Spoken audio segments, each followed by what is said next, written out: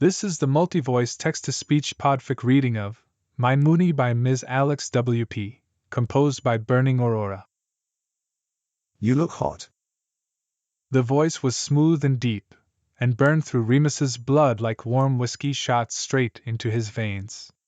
It was a voice fine-tuned to do damage, just like the rest of him, head-to-toe trouble in leather and tattoos, with a wicked grin and sparkling eyes of silvery blue.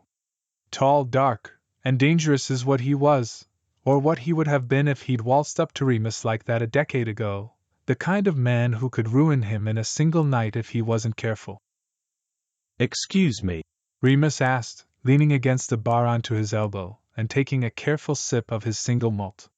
Fuck those eyes. They looked like what smoking used to feel like, and what Remus wouldn't give for a cigarette. It's as hot as a goddamn furnace in here. The man called over the raging guitars and drums. He leaned against the bar, too, beautiful and devastating in the dark club, crowding into Remus's space and ordering another round for both of them with a nod of his head and a wink to the bartender. Everyone around you is dancing and sweating, and you're wearing a bloody cardigan. I had to come over and say hello. So let me get this right, you're commenting on the temperature? Remus asked, cocking an eyebrow. Isn't that just one step away from talking about the weather? The man stared at him for a beat, then threw back his head and laughed, loud and unguarded. He threw back his whiskey too. I'm serious. Remus. 2 dogs, then. It didn't take long after that. They were hot and wanting, scraping teeth and raking fingernails, stumbling out of the club into the cool October night, Sirius pushing Remus against the alley wall. A thigh thrust between Remus's legs, one hand gripping the back of his neck, the other running callous fingers under the thin cotton of his t-shirt, over his bare waist, up his back. Remus's head tipping against the brick, Sirius's mouth finding his exposed throat in an instant, sucking hard against the throbbing vein, licking over his collarbone, teeth sharp and kneading. Their mouths crashing together again, slick lips and licking tongues, devouring, starving, desperate. Remus's cock straining and throbbing, Sirius's hand palming him over his corduroys, wrapping his fingers around him with a chest-deep moan. Fuck. Sirius growled against Remus's skin, his lips swollen and slick on his neck. Fuck, I want you. Remus only nodded, his voice stolen by this siren. He opened his mouth to say something. What could he say? But Sirius licked and moaned into it before his brain could piece together words, sucking his lower lip, rolling his hips, pressing their cocks together through too much fabric. Upstairs. Sirius panted. I live upstairs. From the club. Yes. Remus finally gritted out, his hands tight on Sirius's arse, tugging him closer, feeling Sirius's rock-hard cock pressing against him, knowing, right then, in his bones, in his lungs, his blood, his teeth, that he needed this man like he needed oxygen. They crashed up the dark, winding stairwell, tripping over each other's feet, Sirius's combat boots, Remus's leather loafers, and fell through the door of the flat small kitchen, ripping the clothes off each other's bodies with every step, dropping them onto the floor, on the chair, in the hallway. Who gives a fuck where? Sirius was divinity given human breath, too magnificent to fully take in, blinding, like an eclipse, and Remus was enthralled by his immaculate, sharply carved beauty. The way his black hair fell like liquid obsidian over his broad shoulders, the way his muscles rippled under his tattooed skin, the way his body was graceful and powerful all at once. And incredibly, Sirius seemed to want to devour him, too. God, Remus, fuck, I need you now. Sirius moaned, biting at Remus's lips, pulling at his hair, scratching at his skin, too eager to be slow or soft. And there was nothing soft or slow about what they did to each other in Sirius's dark bedroom, with Remus's hand curved around the back of Sirius's thigh, pressing it upward, fingertips bruising the delicate pale skin, his cock sliding into Sirius's hot, tight body so perfectly that Remus saw bright white behind his eyelids, as though Sirius was truly his namesake star, burning and glowing underneath him. There was nothing gentle about the way Sirius scraped his fingernails down Remus's back and met each pounding, punishing thrust with a downward thrust of his own, calling out, Fucking yes, God. With every slam of Remus's hips against his arse, every drag of Remus's thick cock over his prostate. There was nothing slow about the way Remus flipped Sirius onto his stomach, whimpering and begging, as Remus slid a hand underneath him, yanking him up, chest to back, slick with sweat, and sank into him again, deeper this time, impossibly deep. Sirius tipped his head back, arching harder, demanding still more, and Remus answered him with a slide of fingers around Sirius's finely boned throat, a clamp of teeth into the meat of Sirius's shoulder. Sirius came untouched like that, trembling and crying out, clenching around Remus's cock and falling apart in his arms. Remus. Sirius sobbed, and it was that, hearing his own name tumbling out of that beautiful, ruined mouth, that sent Remus hurtling toward the most powerful orgasm of his life, obliterating his senses as he throbbed and emptied, with Sirius scratching, clawing its way through his chest. He collapsed, dropping onto the warm limbs underneath him, and Sirius let out a happy, sated sigh at the added weight, a delirious little sound that was almost as beautiful as the desperate moans that Remus had dragged out of him before. Sirius reached awkwardly underneath himself to find Remus's arm that was still wound around his chest, and the hand that still ghosted across his collarbone, then threaded their fingers together, pressing into Remus's hand and holding both of their palms to his pounding heart. You feel so good on top of me. Sirius mumbled into the pillow, fuck drunk and sleepy in the shadowy space. I can't believe I found you. Remus might have wondered more at this statement had Sirius not rolled his head to the side just then. His black hair fell away in elegant strands, exposing the long column of his beautiful neck, which he arched toward Remus, an open invitation that Remus accepted without much thought. Without any thought, really, which was so unlike himself, Remus would think later. But not now. Now, he was at home in this bed, content to lay tangled up in Sirius, and drag his lips and tongue lazily over the gorgeous curve of his neck and the refined dip of his shoulder. Now, he was happy to let Sirius pull their joined hands down to his hip bone, resting over his waist where they'd stay all night, curved together, caught together, chests rising and falling as one. Remus had had his share of drunken fumbles, but it had been years since he'd gone home with a stranger, much less woken up in their bed. Whenever he had done so in the past, he'd always slip out in the morning before the sun was fully up, maybe leaving a note, maybe not. But it was never like this, sleeping wrapped up in someone all night, waking to weak rays of sunlight across his face and the press of sweet, soft kisses to the back of his bare shoulders. It was so at odds with the fast, feral need of the night before and a little jarring, but perfect somehow. Good morning. Sirius whispered with a soft smile as Remus rolled over to look at him. Fuck, you're even more gorgeous in the daylight. Remus frowned a little at the strangeness of Sirius's words. Remus didn't think himself unattractive, but Sirius was celestial radiance personified, more beautiful now, somehow, than the night before, with his arching eyebrows and full lips and sharp cheekbones. And yet here he was, raking his eyes over Remus's face as though it, too, was something worthy of worship. Remus blinked in surprise, and his breath caught in his throat as Sirius's gentle hand brushed over his forehead, through his hair. In the light of day, Remus was more self-conscious than he had been in the dark, and was suddenly aware of the strands of gray streaked through his tawny curls as Sirius tugged his fingers through them affectionately. He thought, too, of the fine lines around his eyes that didn't quite smooth anymore, even when he wasn't smiling. Because Sirius, he noticed now, was young, or at least younger than Remus. Remus was sure Sirius would notice, too, now that it was morning. He searched Sirius's face for regret, which was silly, considering he'd probably never see Sirius again, but didn't find any. Even so, Remus's heart already hurt a little with the knowledge that this would all be over soon. Sirius was wild and young, living above a downtown club, swaggering around in leather and loud laughter, dragging strangers into his bed, and Remus, well, wasn't. You are, too. Remus replied anyhow, a little shakily. Gorgeous, I mean. Sirius's face broke into a bright, delighted grin.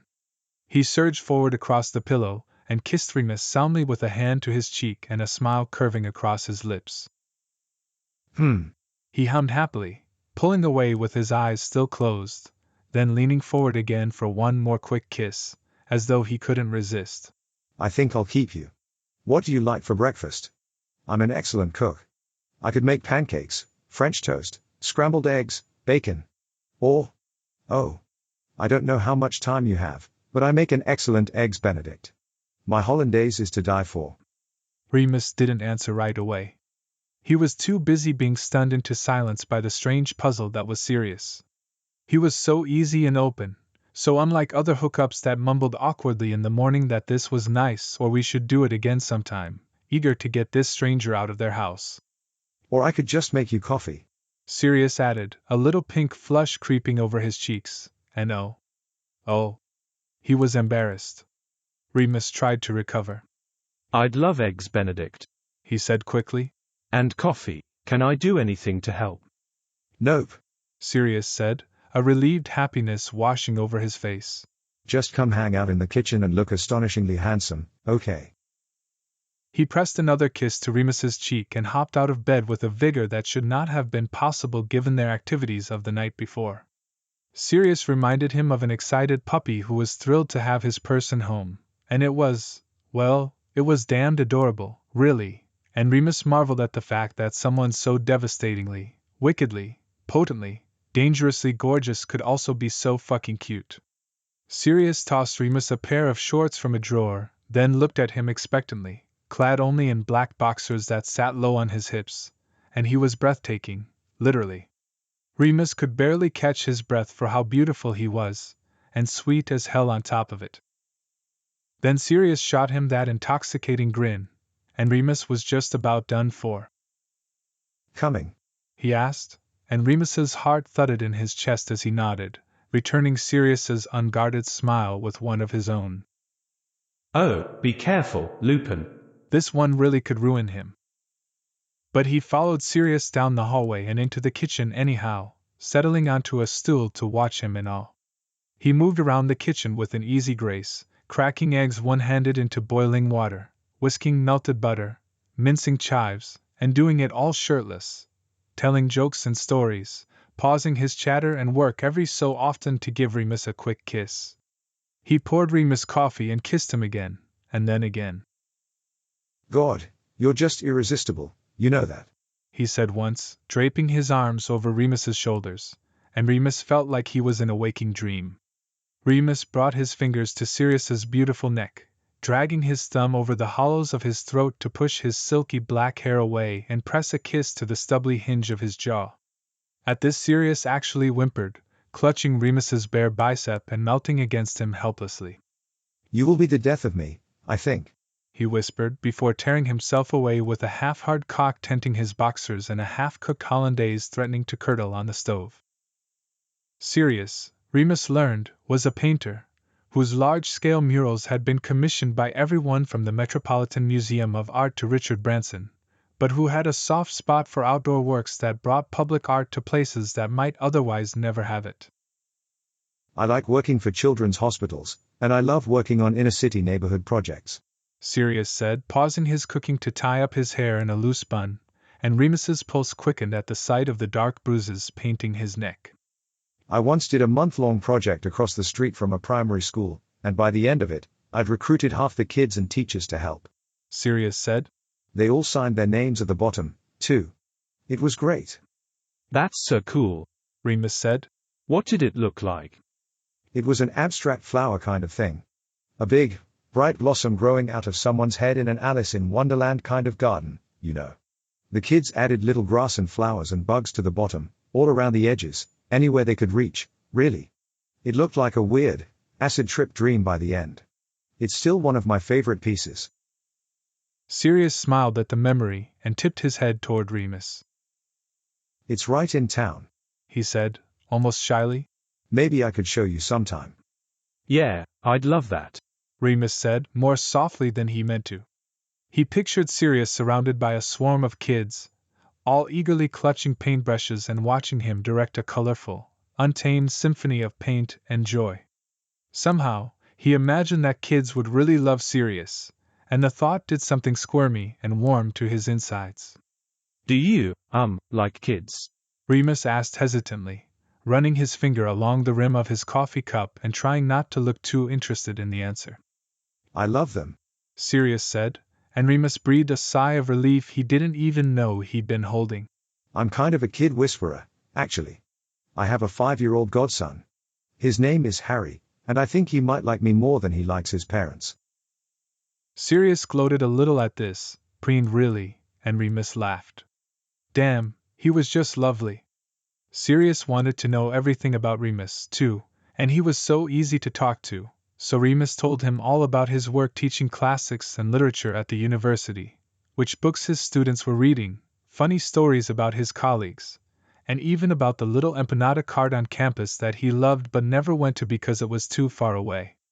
He opened up even more, too, telling Sirius about his childhood in Wales, and how tales of fairy folk and spirits shaped his love of storytelling and legend.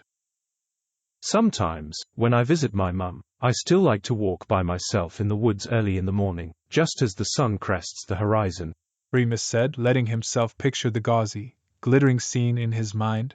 If you get there at the right time, you can almost see the sprites dancing in the rolling heather where the golden sunlight shines through the rising mist like tiny diamonds. It's beautiful, especially in late summer, when the new flowers have bloomed and the moors look like a soft blanket of dusty purple and moss green. Remus looked up to see Sirius watching him intently, his lips parted slightly. What?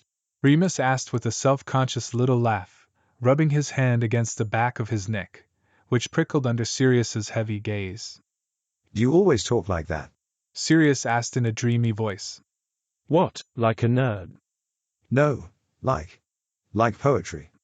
Sirius, please. Remus laughed, but Sirius just shook his head. I mean it, Remus. God, you must be the hottest fucking professor ever. How can anyone pay attention in your class? Sirius mused. I bet every student is getting off to the thought of you every night. I know I would have done. I doubt that.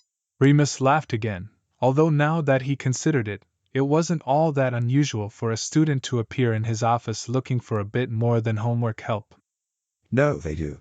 Sirius exclaimed, pointing his whisk at Remus with a naughty smile. I can tell by the look on your face. They're lusting after you, and you know it. Some have been known to ask for extra credit. On occasion, Remus admitted, his cheeks burning, and Sirius threw his head back and laughed in that open, unguarded way of his. I fucking knew it. Professor. What's your last name, anyhow? Lupin. Professor Wolf. Sirius gaped. No wonder you teach classics. I truly had no choice. Remus agreed. Well, maybe the mythology of Canis Major can be part of your studies, Professor. Sirius purred, and just hearing the word professor on Sirius's lips made Remus's spine start to melt all over again. Perhaps you can start tutoring me after breakfast.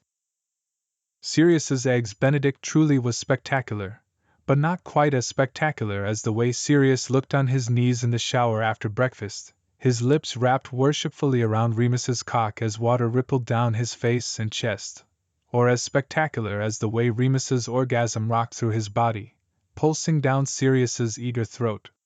Sirius licked his lips as Remus pulled him to his feet, and tasted himself on Sirius's tongue, opening their mouths into a messy, hungry kiss and pumping Sirius's aching cock in a soap-slippery fist only a few times before he spilled, hot and fast, against Remus's thigh.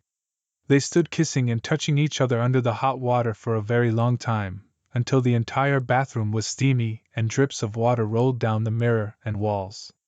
After, Sirius wrapped Remus in a huge, plush towel that was so big it was practically a blanket, and kissed his chest reverently while running his hands up and down his arms, drying him off. It was heaven. Heaven in a small bathroom.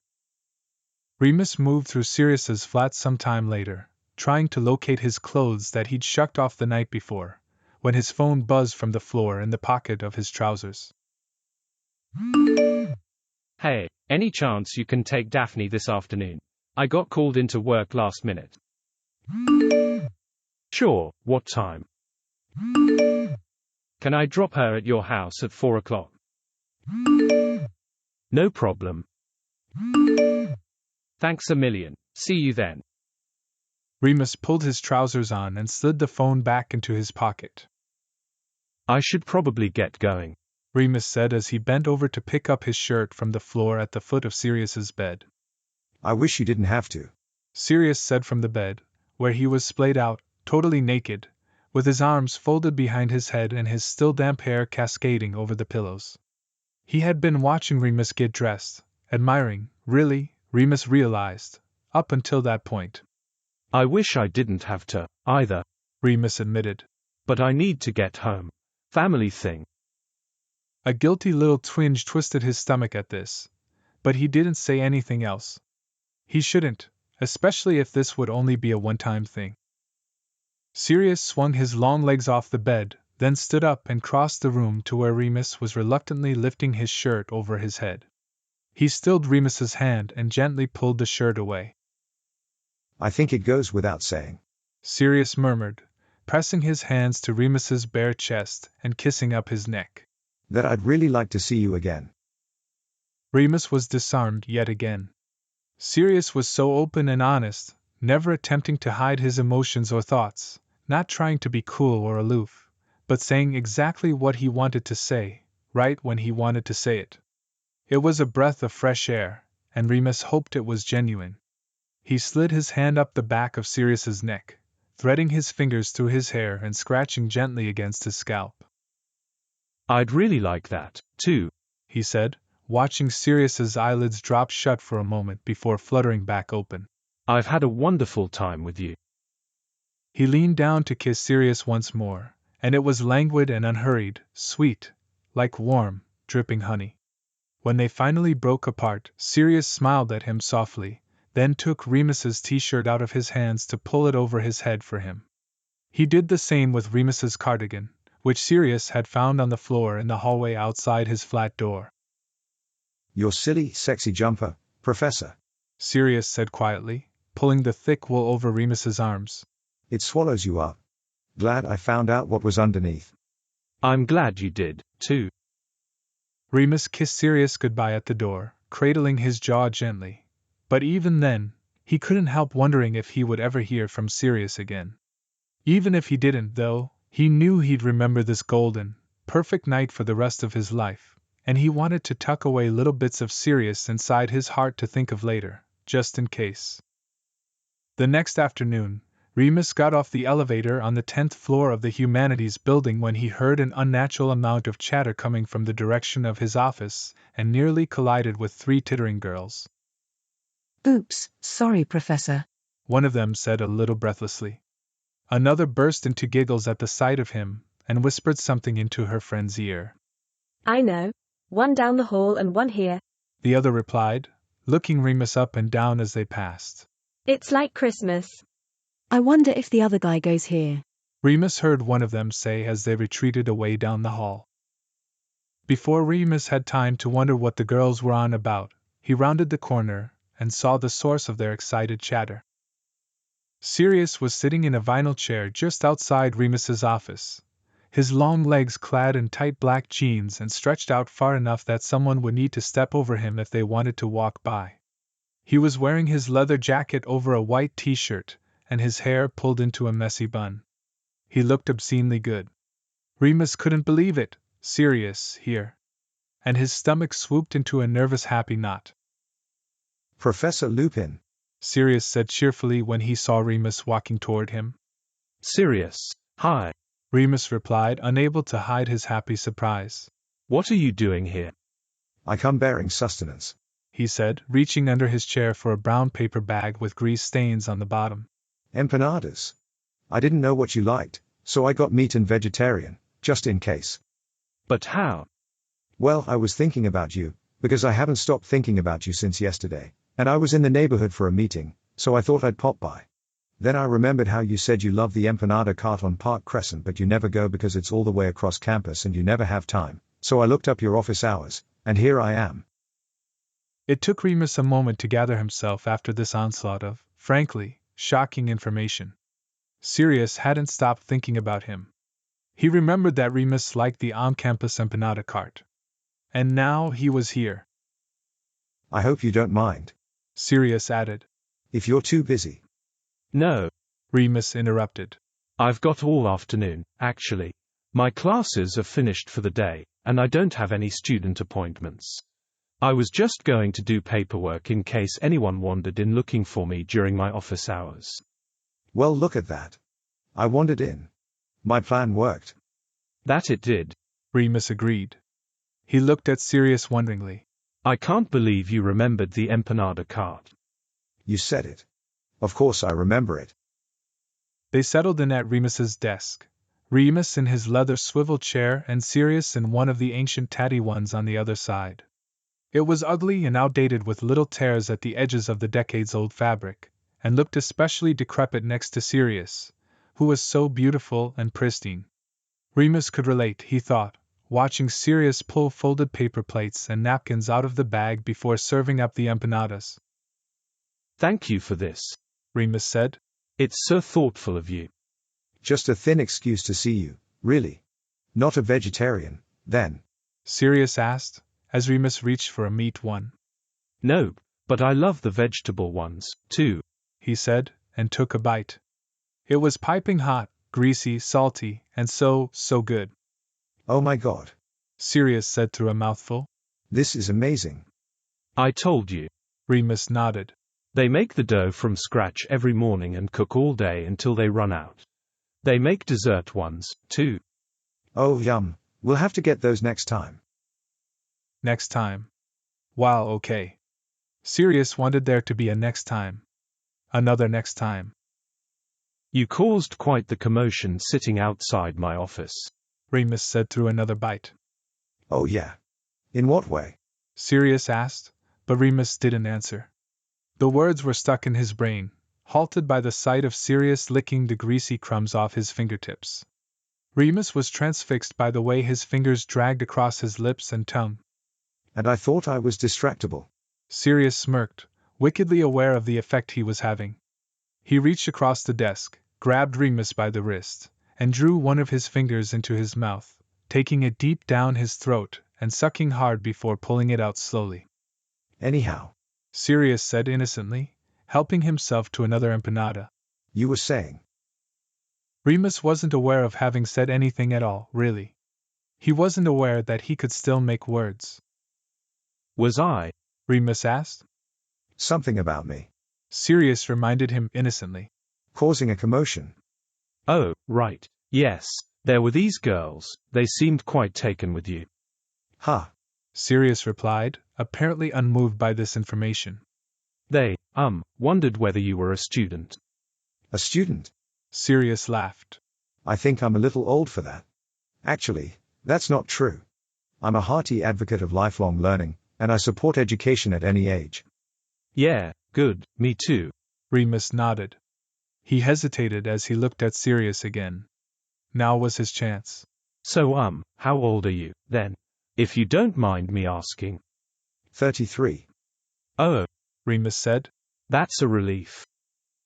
Sirius laughed a little. Why? How old are you? You can't be much older than me. Not that I would care if you were. You wouldn't? No, of course not. All right, well, I'm 42. A very sexy age. Sirius said, looking Remus up and down lasciviously. How old did you think I was? I don't know, but I was afraid you were in your 20s. Remus confessed. How could you think that? Sirius asked with mock outrage. I have a gray hair. Just the one. Remus laughed. Yes, well, I'm hoping for more soon, but I need to keep this one safe in the meantime. Sirius replied, patting the left side of his head affectionately. Why on earth would you hope for more? Because graying hair is incredibly fucking sexy. Sirius replied, as though this should have been obvious. I'm glad you think so, Remus said, gesturing to his own head. Oh, think so. Sirius said in a low voice, and Remus felt the back of his neck heat up again. Fuck, he felt like a teenager. He'd never, ever been affected like this by anyone before. But if I had been in my 20s, Sirius continued, would that have been so bad? Remus considered this question for a moment. He wasn't sure how to answer. He'd known Sirius for less than 48 hours, and he'd had bad experiences in the past. Hence his 2-week rule. You're all squinched. Sirius said, interrupting his thoughts. Your eyebrows. Sirius said, pointing at Remus's forehead. They're all squinched together like you're worried about something. Are you worried about something? Yes, Remus wanted to say. Yes, he was worried about something. He was worried about his good sense being eclipsed by this beautiful, heart-stopping supernova in his office. He was worried about liking Sirius too much, of opening his heart, of falling. I'm just happy you're here, Remus said finally. I wasn't sure if I'd hear from you. Why not? Sirius asked, his face open and genuinely wondering. I told you how much I wanted to see you again. But that's the thing, Remus said, shaking his head fondly, unable to tear his gaze away from Sirius's beautiful face. Usually when people say stuff like that they don't really mean it. But you mean everything you say. I've never met anyone like you. Wow. It really means a lot to me that you noticed that. Sirius said, looking at Remus in amazement, and giving him a soft smile that was impossibly tender. So tender that it tugged at Remus's heart a little. A lot. I do mean everything I say. Sirius continued. I'm very intentional about it, actually. Oh, is there a reason? I grew up in a really abusive home. Sirius said it in a way that was sterile and matter-of-fact, but Remus's chest still contracted painfully to hear it. His mind flashed to Sirius as a little boy, imagining him small and defenseless, just as sweet and kind as he was now, and he felt a mix of rage, sorrow, and protectiveness at the thought that anyone would ever hurt him. Remus could never imagine hurting his own child, and couldn't fathom the kind of person who would. He reached across the desk to take Sirius's hand, surprising himself a little. It was a gesture that he normally would have reserved for his family and closest friends, but he did it almost instinctively. Sirius made closeness so easy. Sirius squeezed Remus's hand in gratitude, and continued. I'll spare you the details because we are enjoying empanadas, and I need hard liquor to properly tell the stories. Sirius said with a wry smile. But suffice it to say, everything that happened on the inside of that house was a secret and everything that happened on the outside was for show. And when I finally got away, I swore that I would never live like that again. I've been in therapy for 17 years, and I like to think I'm a relatively healthy and well-adjusted person, considering. But if there is one area where I have, perhaps, overcompensated, it's in my absolute disdain for secrets. They're poison. They corrode your soul. So I tell the truth, whenever and wherever I can. And maybe it's a little off-putting for some people, but I find that it's easier and cleaner. It's a relief to live like that. Hiding things is too much work, and people always find out the truth eventually, anyhow. Remus's stomach twisted guiltily. He wasn't sure what to say. He was keeping something from Sirius right now. Something huge. But it wasn't a secret, not really. It couldn't be. It was Remus's life, and he loved it, every part of it. But still, his 2-week rule was in place for a reason. It was early days still with Sirius, and there was a big difference between keeping secrets and protecting your heart. I hate that it came from something so painful, Remus said. But I really admire that. I think it's a beautiful way to live. Beautiful. Sirius repeated with a laugh. Hardly. It's probably just some fucked up coping mechanism. But it certainly separates the wheat from the chaff when it comes to deciding who I want to spend time with. I'd imagine so, Remus said quietly, not quite meeting Sirius's eye. Now I have a question for you. Sirius asked, leaning forward in his chair, his eyes gleaming and his lips quirking into a naughty half-grin. Have you ever fucked anyone over your desk, Professor?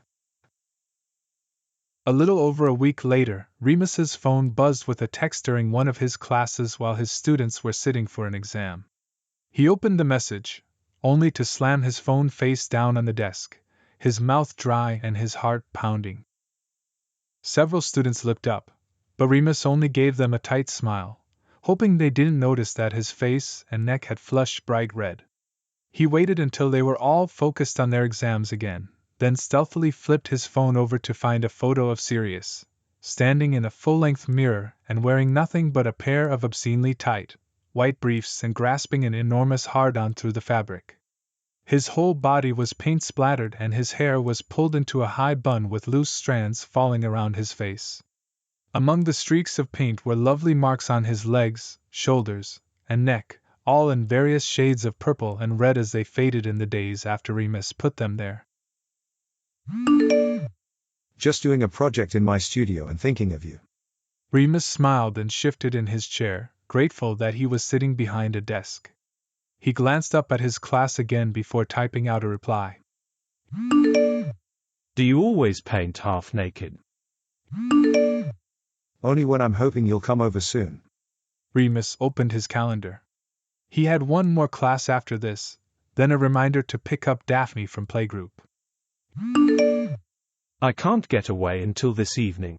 Will you be free? I'll bring dinner. Sounds perfect. Come to the loft. Sure. Can't wait. Me too, XO. They'd seen each other several more times since the day Sirius brought Remus empanadas, and got railed over Remus's desk, and texted almost constantly, too. It had been little over a week since they'd met, and they'd already spent the night together more often than not. They'd opened up to each other in ways Remus had never dreamed of, too. One night there was this, a shared bottle of wine while they were sprawled on Sirius's living room floor with a late-night television infomercial playing in the background. When did you leave? Remus whispered into Sirius's neck. When I was 16. Where did you go? My best friend James's house. I had to take a bus, and I didn't have any money, but I persuaded the bus driver to let me on anyhow.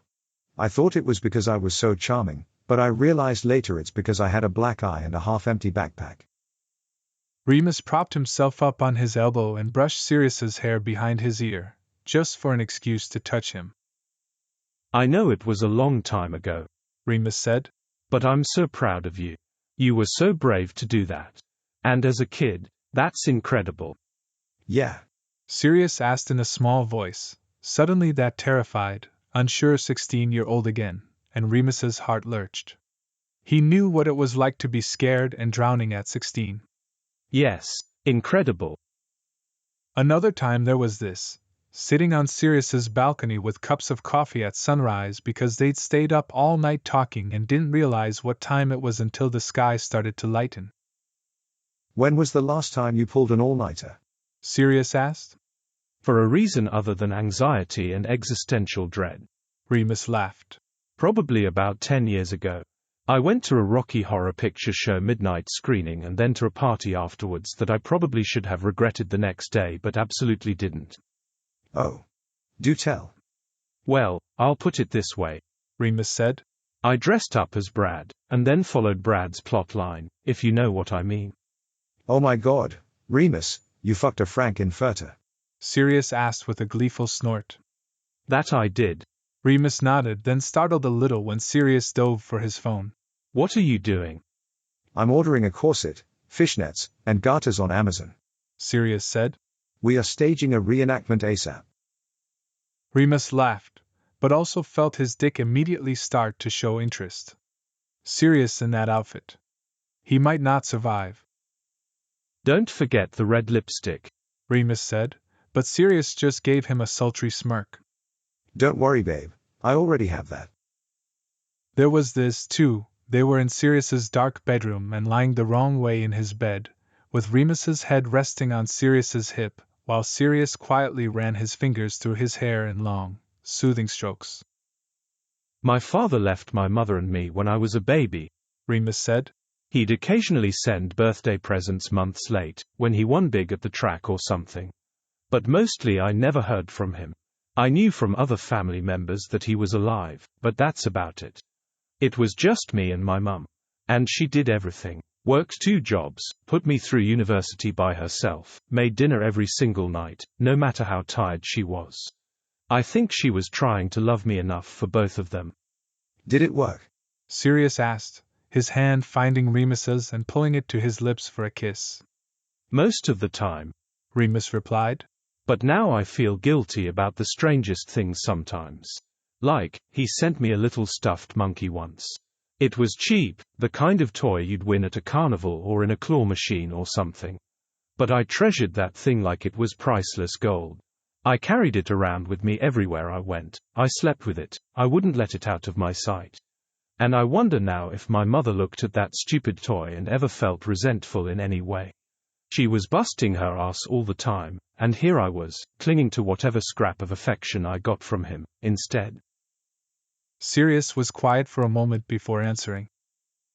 Or maybe, he said softly, she knew that you didn't have to cling to the things she gave you because you never had to worry they'd be taken away. There was no scarcity of love with her, so you didn't need to hoard it. I bet she was grateful for that, Remus. You think so? Yeah, I do. I know I was grateful when I found that for the first time. How did you find it? James and his parents. They just loved me. Their love wasn't something that I had to earn. They just gave it to me, and I couldn't lose it, no matter what I did. And I did some shit, trying to push every boundary and find every breaking point. There were consequences, but losing their love was never one of them. It took me a long time to learn that love and affection could be an infinite resource. It wasn't something that had to be meted out or withheld as a reward or punishment. You could just love and be loved because you existed. That's what unconditional love really means. There are no conditions, no prerequisites. It's there all the time, ad infinitum. There was also this, holding hands in front of the mural Sirius painted with the kids and their teachers. It was a riot of color, flowers and bees, butterflies and leaves, dandelion wisps and dragonflies all swirling around a central image of a young girl with a pink gerbera daisy blossoming out of the crown of her head. It's incredible, Remus said, staring at the extraordinary image splashed across the brick wall. How did you think of something like this? I dreamed of a seed planted in a brain that grew into a flower, Sirius replied. And then I woke up obsessed with the thought that an idea was like a seed hidden in your head that no one can see. No one knows it exists except you. But if you feed it and water it and nurture it, it eventually grows into something beautiful that everyone can experience. All of a sudden your seed, your idea, becomes something else, something with a beautiful life all its own. And that's just kind of magic, isn't it? Across the street, the school bell rang and the primary school doors burst open. And Remus kissed Sirius right there on the sidewalk, not even hearing the crowd of running, chattering children that streamed out of the building. He kissed him because he wanted to and needed to, and Sirius kissed him back, fully and unafraid. You're a kind of magic, Sirius, Remus said. It's you. It was all wonderful, but also a little scary. Remus wasn't sure he'd ever felt this way about anyone else, and he could feel himself falling hard and fast. He'd always kept his heart so carefully guarded, and for good reason. But with Sirius, he felt safe already. He worried that it was too good to be true, and kept trying to warn himself not to get too carried away, especially since it could so easily end in heartbreak. Somehow, though, all his warnings were falling on deaf ears. He found it hard to worry about anything when Sirius was in his arms. A few hours later, after his last class, Remus was knocking on the heavy metal door of Sirius's loft studio. It was a cavernous place that took up the entire top floor of Sirius's block of flats. What Sirius had failed to mention the night they met was that he didn't just live above the club. He owned the entire building. Hello, gorgeous, Sirius said with a huge smile, sliding open the loft door and pulling him immediately into a kiss. Sirius was wearing a loosely tied black silk bathrobe and a messy bun. Remus answered the kiss immediately, feeling heat and happiness zipping up his spine as he slid the hand that wasn't holding the takeaway bag inside Sirius's robe and wrapped it around his bare waist. He was just about to reach for the bathrobe tie to open it fully when he heard small running footsteps. Padfoot, you're supposed to be Batman. Sirius laughed against Remus's lips and turned around. Sorry, Harry. Sirius said to a little boy with messy black hair and glasses. I need to turn back into Bruce Wayne now. My friend is visiting me tonight. But I'm your friend, The little boy said with a frown. Different kind of friend, pal. Another man's laughing voice said, and Remus looked over Sirius's shoulder to see a man who could only be the boy's father striding along in his wake, hoisting a backpack over his shoulder as he approached. He looked exactly like the little boy but bigger, with the same messy black hair, glasses, and chestnut brown skin. Remus. The man said with a grin. I assume it's Remus, unless you greet the takeaway driver like that, Pads. Funny. Sirius said, leaning into Remus's embrace. Remus, meet James Potter, my best mate and surrogate brother, who was just leaving. It's nice to meet you, Remus said, blushing a little as he pulled his arm out of Sirius's bathrobe so he could shake James's hand. We weren't leaving. We were. The little boy interjected before Sirius put a playful hand over his mouth. And this my precocious godson, Harry. Sirius said over Harry's muffled, laughing screams. He's 5 years old, and Sirius yelped and yanked his hand away as Harry doubled over with laughter. Ew. Did you lick my hand? Sirius cried in mock outrage. Harry nodded and fell onto the floor laughing uncontrollably. Get over here, I'm going to lick yours. Harry scrambled off the floor, but he wasn't quick enough. Sirius scooped him up, grabbed his hand, and licked it from wrist to finger while Harry screamed with horrified delight. Part dog, this one. James called over the tumult, taking Harry from Sirius and holding him sideways under one arm while he squirmed and squealed. Remus, it was nice meeting you. I'm sure I'll see you again sometime when Sirius is fully dressed and I don't have a feral child to drag home. I hope so. Remus laughed. Do you need help with anything? If you could get the door, that would be splendid. James said. Thanks, mate. Remus put the takeaway bag down and slid the heavy metal door sideways to let them out. Until next time, boys, James said.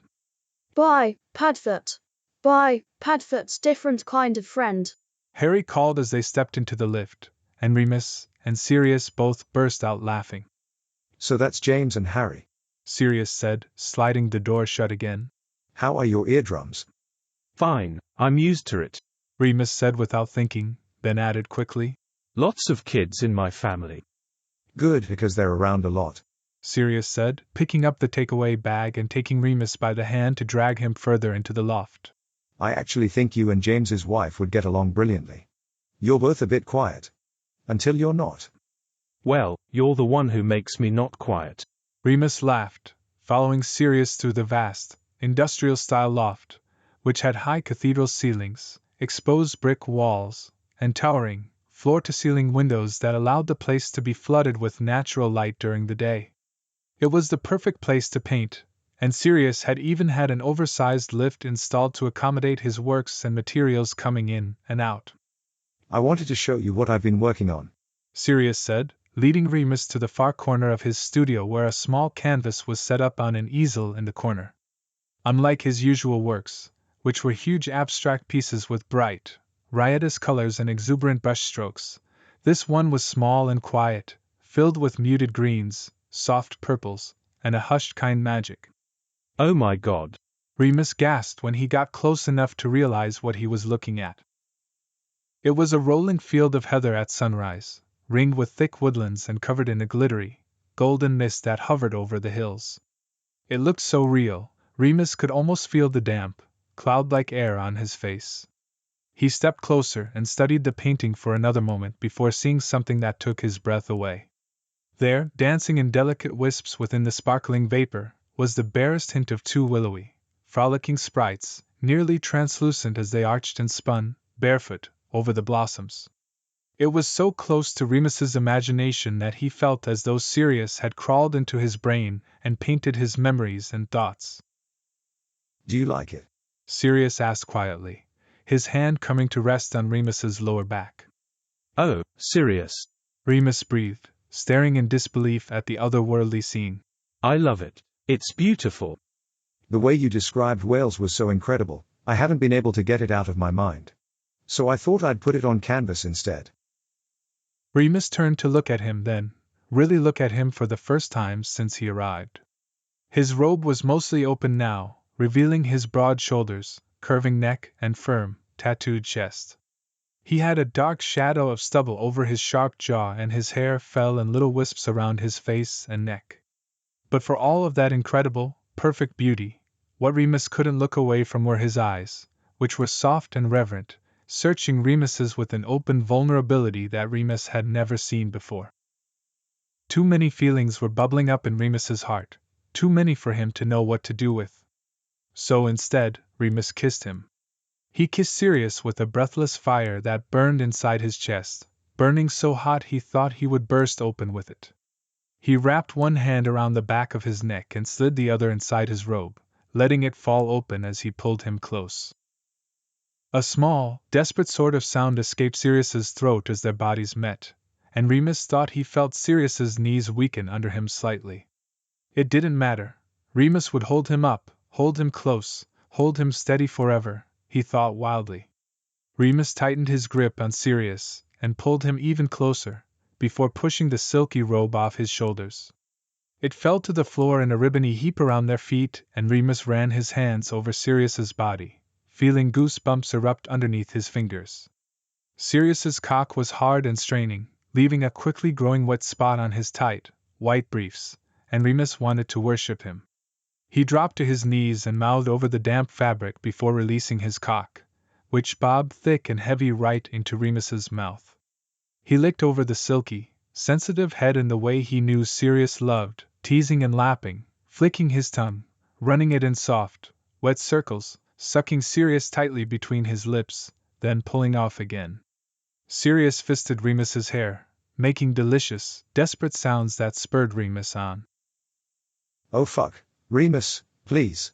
Sirius whimpered, and Remus dragged his mouth to his inner thigh, wrapping his hand around Sirius's cock and pumping slowly while sucking a bruising kiss onto his skin. Tell me what you want. Remus breathed against Sirius's leg. I'll give you anything you want. I want. Sirius started, before choking on the words, torn between emotion and the feeling of Remus between his legs. I want you to make love to me. Sirius's voice shook as he asked. Remus looked up from where he knelt. Sirius was watching him with wide-blown pupils and a hungry, almost reckless expression. Remus felt as though he was praying, and in Sirius, he'd gotten his answer. Remus was gentle, impossibly gentle, and slow. He took his time and moved carefully, charting the lines and curves of Sirius's body like a cartographer, cataloging every whimper, marking every trembling cry. Right here, at the curving dip of Sirius's throat, was where Remus's sliding lips sent chills rippling across his shoulders. There, against Sirius's nipples, was where Remus's dragging fingernails made his back arch upwards, inviting teeth and tongue and twisting fingers. Here, on the soft skin of Sirius's inner thigh, was where Remus's teeth made the breath whoosh out of Sirius's lungs. This spot here, deep between his legs, was where Remus's tongue pulled moans from the depths of Sirius's chest. This was the place where Remus's long, clever fingers slid in and out, curving upward, stroking the spot inside him that sent jolts of pleasure surging through his body, making his spine curve and his mouth fall open. And when Remus finally pushed inside him, stretching him wide and filling him deeply, Sirius was in pieces, delicately pulled apart, thread by thread. Remus moved, and Sirius clung to him, holding on tight, moaning incoherently, unable to speak or move or do anything but allow pleasure to eclipse his senses. He came with Remus's hand wrapped around his cock, and tears leaking out of the corners of his eyes, and he laughed weakly when Remus pulled out and came across his chest, hot and messy and wet. Remus kissed and crawled up his body and licked into his mouth, and Sirius laughed and cried some more. Remus moved to get up, to get a cloth to clean them, but Sirius stilled him with a touch of fingers to his wrist. Stay with me, Sirius said, his voice trembling, his hands grasping at Remus's arms. Hold me. Don't let me go. I won't, I promise. Remus spent the night with Sirius yet again, but when he awoke, he felt profoundly different, as though something in his heart had shifted. He rolled over and looked at Sirius, whose face was soft and lovely as he slept, and his brain finally realized something that his heart had already guessed. His 2-week rule would have to be broken. Even saying the words 2-week rule sounded ridiculous and stupid right now. When it came to Sirius, there were no rules. Remus pressed a soft kiss to Sirius's bare chest, and Sirius reached for him without really waking up, pulling him close as they nested under the soft covers together. Remus listened to Sirius's heartbeat, felt the rise and fall of his chest underneath him, and closed his eyes, caught in that liminal space between profound joy and fear. For all their long conversations, their beautiful truths, there were things, big things, huge pieces of himself, that Remus was holding back. Now he was falling in love, falling fast, and he couldn't fall any further without being honest. But honesty would have to wait. Sirius had an early meeting with a potential new client, and he had to be out of the house by 8 o'clock. I'm not built for early mornings, Remus, Sirius said as he ran around his flat looking for his good tie.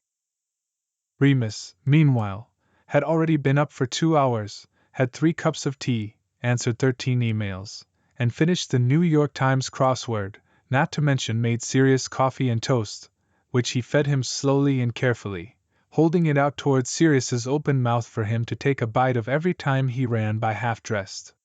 Finally, Sirius emerged wearing a trim-fitting gray button-down, dark tie, and dark trousers. His silky black hair fell effortlessly in beautiful waves over his shoulders and dark stubble shadowed his face and jaw. He looked fucking delectable. Thank you, Sirius said, taking the last bite of toast from Remus's fingers and pressing a kiss to them, too. Fuck, what would I do without you? Remus considered this. He wanted to tell Sirius that he hoped he'd never find out the answer to that question. He wanted to tell Sirius that he hoped to make him coffee and feed him toast by hand every morning. He wanted to pull Sirius into his arms and tell him everything he'd been holding back, everything he dreamed of and feared. He wanted to open his whole heart, lay it out raw and vulnerable, break it open and set it at Sirius's feet like an offering. But he didn't. Instead, he ran a hand down Sirius's tie, smoothed it straight for him, and brought his hand to Sirius's cheek. Instead, he closed his eyes and kissed him, leaned their foreheads together and breathed him in. Good luck today, he said, hoping Sirius couldn't hear the bleeding tinge of sadness in his voice. What if this was their last morning together? Thanks, Sirius said, leaning forward for one more kiss. Stay as long as you want, don't worry about locking up. See you tonight. Yeah, see you tonight. Remus moved through the rest of his day with his stomach in knots, feeling half distracted through all of his classes, and struggling to focus on anything other than his planned conversation with Sirius that night.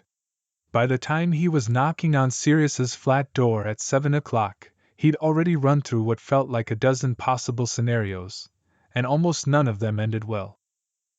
But he pushed through his fear and worries anyhow. He and Sirius ate sushi together on the couch, and Remus listened to Sirius tell him all about his meeting. That the client loved his concept, and wanted him to start drafting mock sketches right away. That the job would be over the summer, and take about a month. That it wasn't actually in England, but in a city in southern Spain, and maybe, would Remus like to come, too, if he didn't have classes. Sirius, I need to tell you something, Remus blurted out, and Sirius's eyes shot up from the piece of sushi he was reaching for. Okay. Remus took the chopsticks out of Sirius's hands and set them on the table, then took Sirius's hands in his. It's something I've been wanting to tell you. At first I thought it was too soon, and then I just didn't know how to do it. So I haven't said anything, even though you told me that you hate it when people don't tell the truth. But I haven't been lying to you, Sirius. I didn't tell you something about myself. Something important. And now I really want to tell you. I need to tell you before. I just need to tell you. He stopped his babbling to look up at Sirius, whose face had grown still and pale. What is it? Sirius asked, his voice shaking slightly. Are you married? Oh, Sirius. No, it's nothing like that. What is then? You're starting to scare me. Remus said. I have a son. Sirius's face lit up. You do? That's wonderful. Yes, it is. Remus agreed. I love him dearly, but there's a bit more than that. All right, Sirius replied. He's 26, Remus said. as in years old. 20. Oh? Sirius said, clearly shocked. He blinked a few times before looking up at Remus. Wow. What were you like, 10 when he was born? 16. Remus told him. 16. Okay. It's okay. Sirius assured him. It's a surprise, but it's nothing. Oh shit, I haven't slept with him, have I? What? No, I mean, I fucking hope not. Remus said. Fuck, something else for Remus to worry about that hadn't even occurred to him. Anyway, he's straight, Sirius. Oh, thank God. Sirius said, closing his eyes for a moment and putting a hand over his heart. I mean, I have been known to convert a few straight guys, and I've done some weird ass shit in my life, but father and son is too weird, even for me. So is that it, then? Old son. Well, there's a bit more, too. Remus said with a worried frown. Unless you're too freaked out by the whole adult son thing, in which case, I completely understand and we can just shake hands and... But Sirius didn't let him finish. Instead, he curved his fingers around Remus's jaw and pulled him into a long, slow kiss that Remus sank into immediately, as always. He opened his mouth to allow Sirius's tongue to lick gently into it, and felt himself relaxing against Sirius's body. After a minute, Sirius broke their kiss but didn't pull away.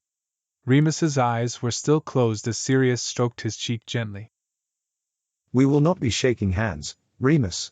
He whispered against his lips. What's the rest? Sirius released Remus's face and slid his hand down to Remus's chest, pausing for a moment before his eyes widened. Remus. Your heart is pounding. Are you really that scared to tell me something? Sirius was looking at him with an expression that was somewhere between pity and sadness, running his hand over his chest in soothing circles. Baby, whatever it is, you can tell me. Okay. Remus nodded, and took a deep breath. Okay, I'm a grandpa, Sirius. Sirius looked him up and down, watched his eyes rake over his sweater vest and corduroys with a bemused expression. Remus, I think you're being a little hard on yourself. Sirius laughed. I know you have old man tendencies, and why you choose to hide that gorgeous body underneath ridiculous cardigans with patches on the elbows, I will never know. But you're not even 10 years older than me, and I actually think it's rather fetching that you keep your glasses on a chain around your neck, so. No. Remus interrupted him. I mean, I am actually someone's grandfather. There is a small human in the world who... Oh. Sirius said, understanding dawning across his face. You mean? Yeah. But how? My son is 26. I had him when I was 16. He had his daughter at a much more respectable, but still far too young if you ask me 23. So that makes me a 42-year-old. Grandfather. Sirius finished for him. Sirius's eyes were wide, and his voice sounded hollow and shell-shocked. Remus had heard that tone in people's voices before. He'd been hearing it in some form or another for 27 years, first from his family and teachers, who were disappointed that such a bright, promising young man could be so careless as to throw his life away by having a baby at 16, then from nearly everyone he dated, or tried to date, ever since. And it had only gotten worse. If no one wanted their boyfriend to have a baby, then they really didn't want him to have a grandkid. So yes, Remus had heard that tone before many times. But hearing it from Sirius was different. Because Sirius was different, and it already hurt more than the others. Yes. Remus agreed solemnly. A 42-year-old grandfather. Sirius looked at him again, then frowned. Hey, unsquinch. Sirius said, running his thumb between Remus's eyebrows, attempting to smooth out the fro there. Remus tried to unsquinch, but it didn't work, and Sirius's face softened. I see you're doing some fretting. Sirius said with a sympathetic smile. Well, yes. Remus replied. I just told you something rather fret-worthy. That you're a grandfather. No, Sirius, that I dream of driving a train. Well, you would look really cute in overalls and a conductor hat. Sirius, please. I just told you something that usually makes people run screaming from me as though I have the plague. And even people who seemed cool with it at first ended up just never calling me again. Sir, I'm asking you for real because I like you more than any of those people put together, and I love my family more than anything. What do you think? Honestly. Yes, honestly. Remus said, bracing himself. Bracing his heart. Please. Well, honestly. Sirius shrugged and gave him a sheepishly naughty grin. I think it's really hot. And I can't wait to tell James that I fucked a grandpa. Oh. I can tell my therapist I fucked a grandpa. I wonder what she'll do with that. Remus looked at Sirius in awe. He was now climbing onto Remus's lap, straddling him on the couch, and dipping his head low to slowly kiss Remus's neck. Tasty grandpa. Sirius murmured. You don't care? Remus asked, pushing Sirius away so they were looking at each other once again. Of course I care. Sirius replied, cupping Remus's face in his hands. I care that there's a kid who loves you because I'd like to meet her and buy her presents. I care that you're worried about this for some reason. But do I care that you have a kid who also has a kid? No. It doesn't matter to me, except for feeding into every inappropriate adolescent fantasy I ever had and apparently still have. Remus didn't say anything.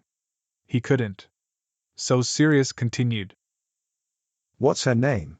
He asked gently. Your granddaughter. Remus started to speak but found the words momentarily stuck in his throat. Daphne. Oh, that's cute. Sirius whispered, wordlessly brushing away a tear from Remus's cheek that he hadn't realized had fallen. And what about your son? Teddy. Remus whispered back. Also cute. Sirius said, pressing his lips against Remus's for an airy little kiss. And it really doesn't matter to you? Remus asked, his voice cracking in a way that should have been embarrassing but somehow wasn't. Well, no, it does matter, actually, because I've been obsessed with you for weeks, and now I think I'm even more obsessed with you. Sirius replied, wiping away yet another tear from Remus's cheek. But I think that's more my problem than yours at this point, so.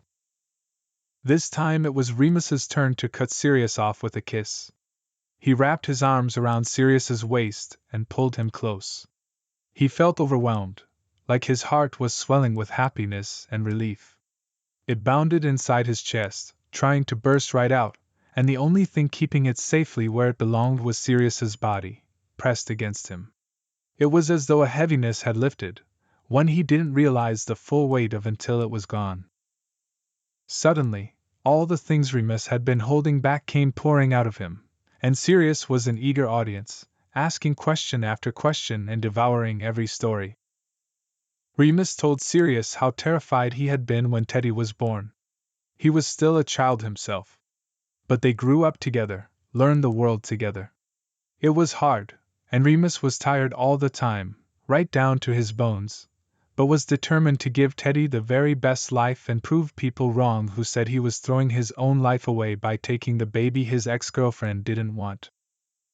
Remus told Sirius that he didn't want to ask his mother for too much help because she'd already given him everything, but of course, she wanted to give more and more and more.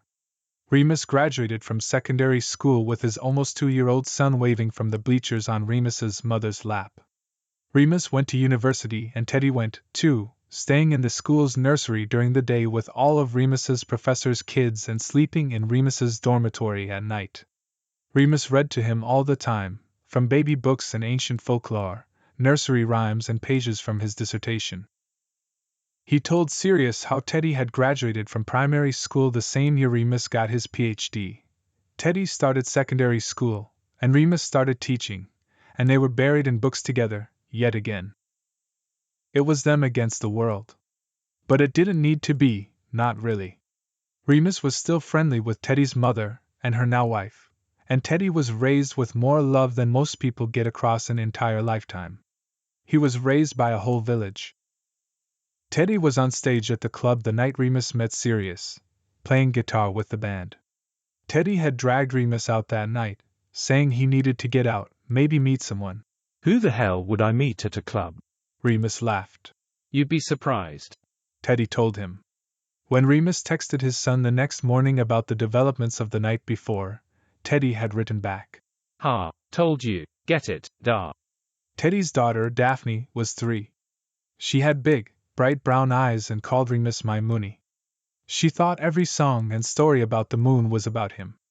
She sang the cow jumped over the Moony and made him lay on the floor, where she jumped over him, mooing and giggling uncontrollably. She was smitten, and so was he. Can I meet her? Sirius asked a few weeks later. Both of them. I would love that, Remus told him. Remus shouldn't have been surprised that Daphne was obsessed with Sirius.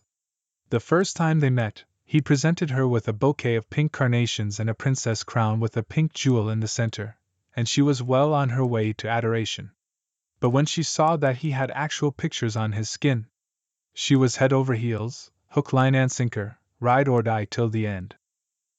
Remus and Sirius sat together on the couch at Teddy's flat while he and his girlfriend cleaned up the dinner dishes. Daphne, meanwhile, wasted no time climbing on top of Sirius to get a closer look at his tattoos. She settled sideways on his lap, leaning against his chest with her little legs outstretched on Remus's thighs, her curly brown pigtails bouncing as she moved. What's that? Daphne asked from her cuddle spot, pointing to Sirius's arm in deepest concentration, and Remus didn't think his heart could handle the love that was exploding out of him. That's a paw print, Sirius said. From a doggy. What's a doggy say? Woof. Daphne replied, and pointed to his other arm. What's that? That's a star, Sirius told her. Do you know the song about the star? Twinkle, twinkle. Daphne nodded, and they started to sing together. Twinkle, twinkle, little star, how I wonder what you are. Remus felt his knees go weak. And he was sitting down. You sing beautifully, Sirius told her, and Daphne pointed to his bicep. What's that? That is a moon. It's a brand new picture. A moon? Like my Moony. That's right. You're a smarty pants. I love my Moony, Daphne said, and leaned her cheek against Sirius's chest, tracing her tiny finger along the black lines of the crescent moon sleepily. You know what, sweetheart? Sirius said, looking up at Remus softly. I think I do, too. Finite. Thanks for listening to this text-to-speech podfic composed by Burning Aurora.